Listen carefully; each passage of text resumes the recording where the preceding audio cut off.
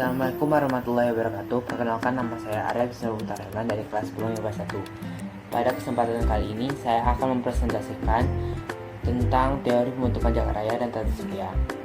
Sebelumnya, saya akan menjelaskan pengertian apa itu jagat raya dan tata surya. Jagat raya merupakan ruang yang tidak terbatas yang di dalamnya terdiri atas semua materi termasuk tenaga dan radiasi. Lalu tata surya.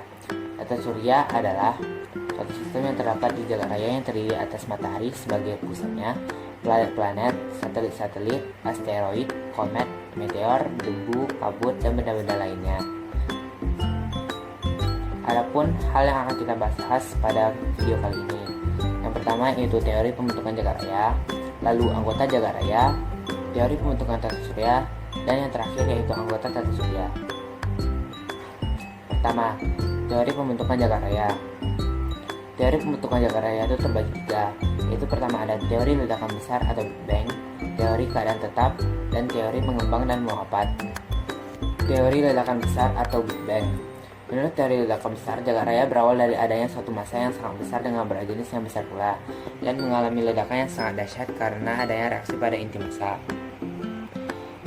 Lalu ada teori keadaan tetap. Teori ini menyatakan bahwa jagat raya selama berabad-abad selalu dalam keadaan yang sama dan zat hidrogen senantiasa dicipta dari ketiadaan. Lalu ada teori pengembang dan memapat.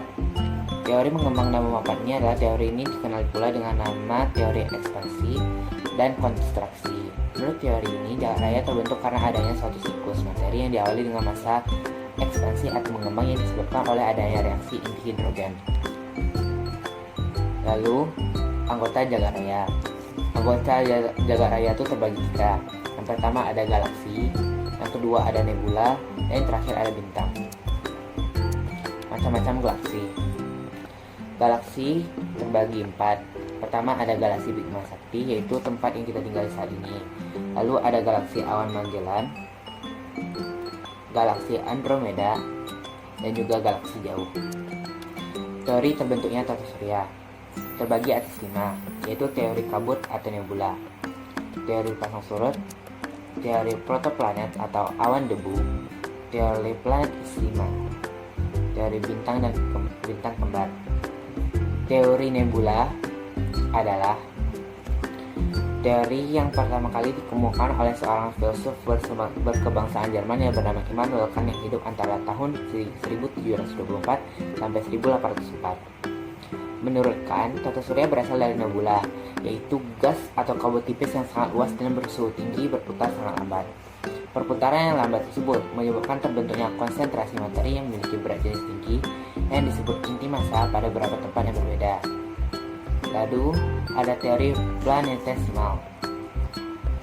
Moulton dan Chamberlain pada tahun 1900 mengumumkan pendapat bahwa tata surya berasal dari adanya bahan-bahan partikel yang disebut planetesimal yang mengelilingi inti, berwujud gas dan bersuhu tinggi. Lalu, ada teori pasang surut.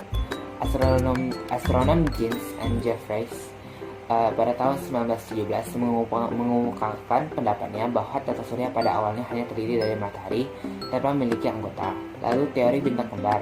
Teori bintang kembar dikemukakan oleh seorang astronom berkebangsaan Inggris yang bernama Lyttelton pada tahun 1930. Teori ini mengemukakan bahwa awalnya matahari merupakan bintang kembar yang satu dengan lainnya saling mengelilingi.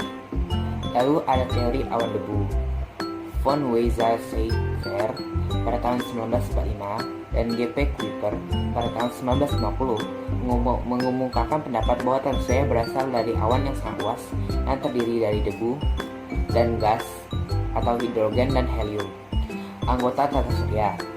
Anggota tata surya itu terdiri dari 6, yaitu pertama ada matahari, lalu planet, setelah itu bulan, komet, meteorit dan meteor, lalu planet-planet terkecil.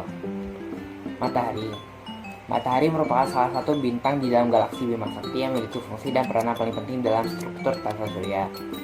Lalu planet merupakan benda angkasa yang tidak memiliki cahaya sendiri, terbentuk bulatan dan beredar mengelilingi matahari.